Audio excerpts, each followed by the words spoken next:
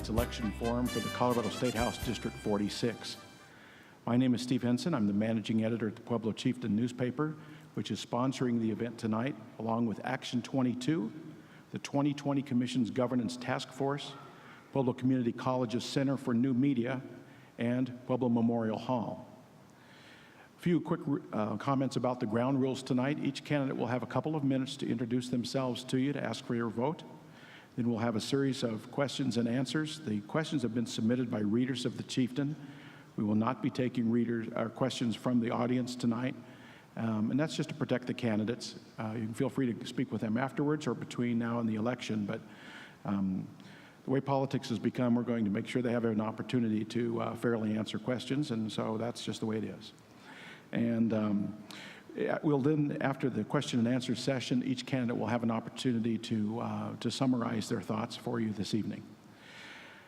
We flipped the coin, and Brian won that. He's elected to conclude the event tonight. So we'll have opening remarks from Daneya Esgar.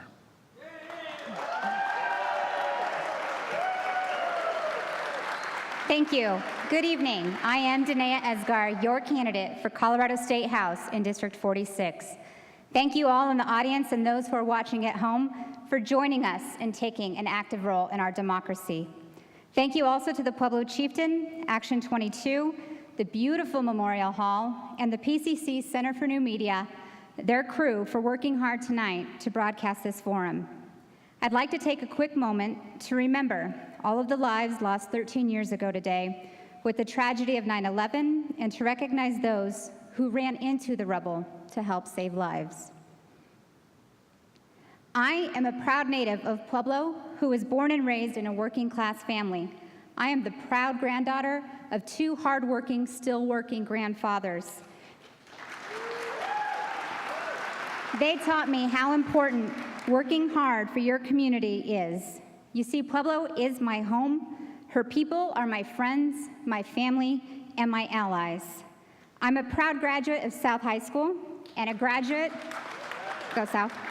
I'm a proud graduate of South High School and a graduate of the University of Southern Colorado, now CSU Pueblo, where I received my degree in mass communications.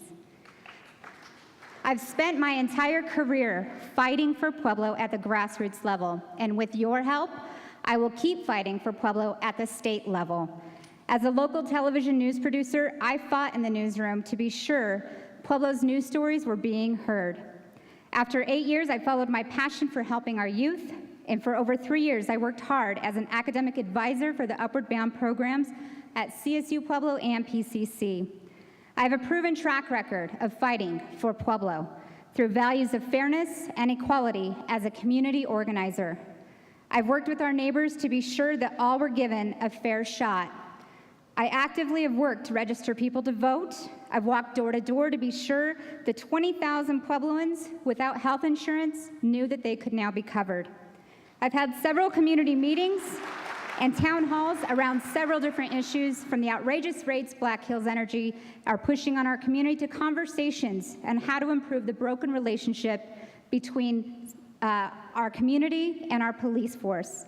I've also worked with over 50 small businesses hand in hand to make sure that the laws that are being made at the federal level affected them positively here. As your next state representative, I will take this ground experience with me to Denver to fight for better funding for education, better jobs for Pueblo, and better energy policies for all of Pueblo County. Thank you.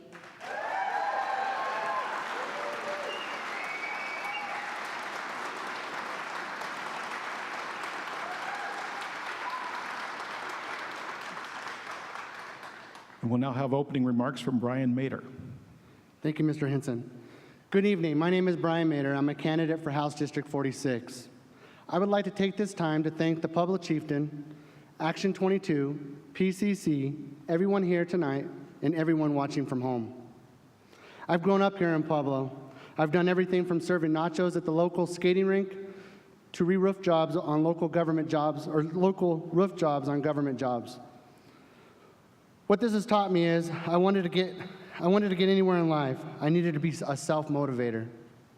10 years ago, I started that journey as a small business owner and opened up my first business as a roofing contractor. I now own 2 businesses right here in Pueblo, and provide paychecks for my employees so they can provide for their families as well. I've had the passion to serve in Pueblo County. I'm a board member with the Pueblo Association of Home Builders, and I sit on the Human Relations Commission. This is a very important election. We have a chance to elect a new face with new experiences. As a business owner, I have experienced the many ups and downs of this economic times. These are the same ups and downs our city, our county, and our state face each and every day. I bring the new face with a new experience to the table. I'm here to tell you this election isn't about Republicans or Democrats, it's about Pueblo County.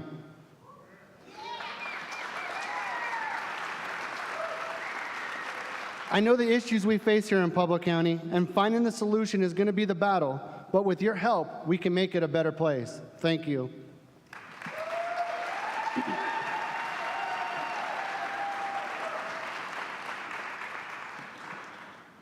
We'll now begin the question and answer portion of the program. And Daneya, you'll handle the first one.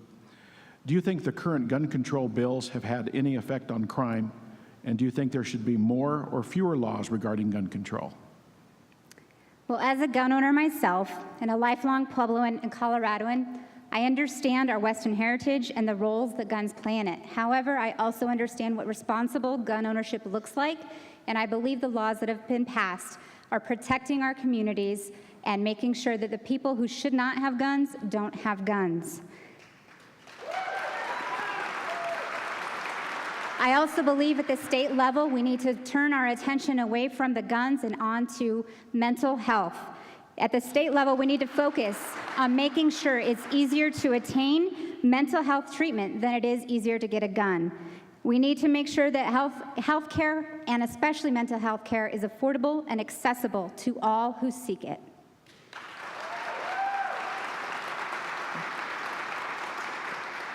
Brian? Thank you. First and foremost, I support the Second Amendment. End of story. It's part of the U.S. Constitution. We cannot take that away.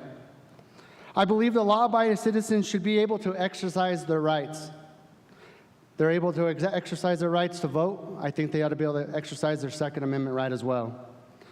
In 2013, the gun laws, or as I call them, regulations, cost Colorado valuable jobs. The passage of those bills forced Magpul to leave our state and relocate to Wyoming. This is not a time for job-killing laws or regulations. Right now is the time to create jobs and better the economy for Colorado, but for Pueblo.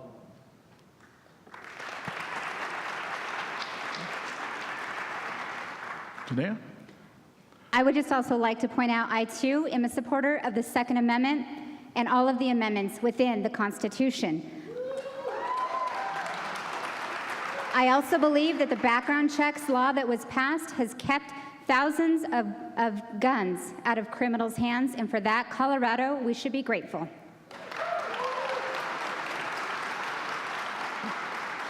Brian? As your next state representative, I look forward to repealing all the 2013 gun legislation that was passed.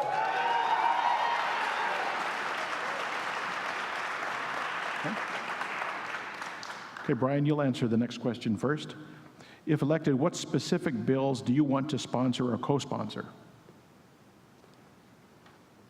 As a small business owner, this is a valuable deal to myself. You know, my very first bill that I like to include would be 4 tax-free holidays a year. Those tax-free holidays would include cars, trucks, clothing for our students, our educators.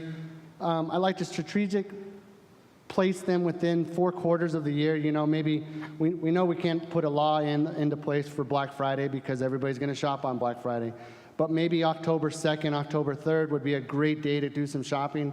The kids are back in school, school coats, supplies, whatever they would need. A nice tax-free holiday that day would work great.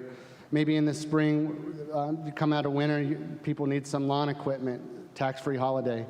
That would be my first bill that I would love to sponsor or co-sponsor as a freshman in the legislature.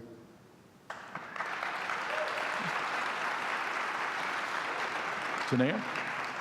As your next state legislator, I will pass real bills that help real people in Pueblo that are struggling every day.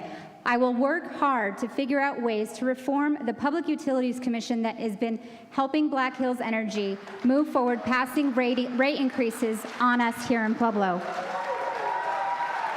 The Public Utilities Commission needs to have a broader spectrum. We need people there represented from all regions of Colorado. I will also work on bills and co-sponsor bills that specifically bring better paying jobs here to Pueblo because we all know how badly we need it.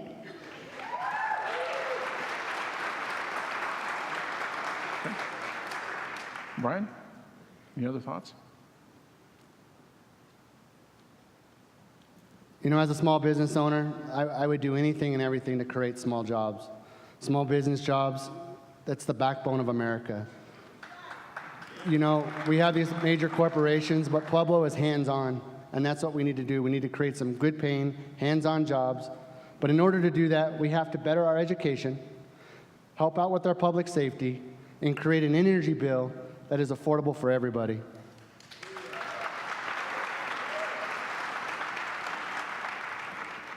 Okay. Daneya, you'll answer this question first, and you've already touched on it a bit. Should the legislature get more involved in regulating energy rate increases, and should the Public Utilities Commission be adjusted in any way? Absolutely, the Public Utilities Commission needs to be adjusted. It's not working. I think Pueblo knows that, and Pueblo sees that every month when we get our electric bill. We have the 9th highest electric rate in the country right now, not to mention one of the highest in Colorado alone. I've been working on this specific issue with the community for over 3 years, and we're still fighting, and I plan to fight all the way to the Capitol. Black Hills is a corporate monopoly with record-breaking profits to its shareholders that they brag about, but they're passing the buck along to us. Small businesses, we talked about small businesses, we know they can't afford it. When American Iron and Metal pays over $60,000 a month in electric bills here, and only about $40,000 in Colorado Springs for the same processes, that's a problem. Families are choosing between rent and energy, and when they can't pay their electric bill, they're slapped with 3 times of a deposit and a reconnection fee. If you can't pay your bill first time, how are you going to pay that? We need a more diverse energy portfolio when we look at Colorado as a whole. We all know when it comes to talking about renewables, the more broader of a diverse portfolio that we have, the more consistent rates we all get in the end of time. I would love also to help work with the Office of Consumer Counsel to give it more authority when we're talking about its relationship with the Public Utilities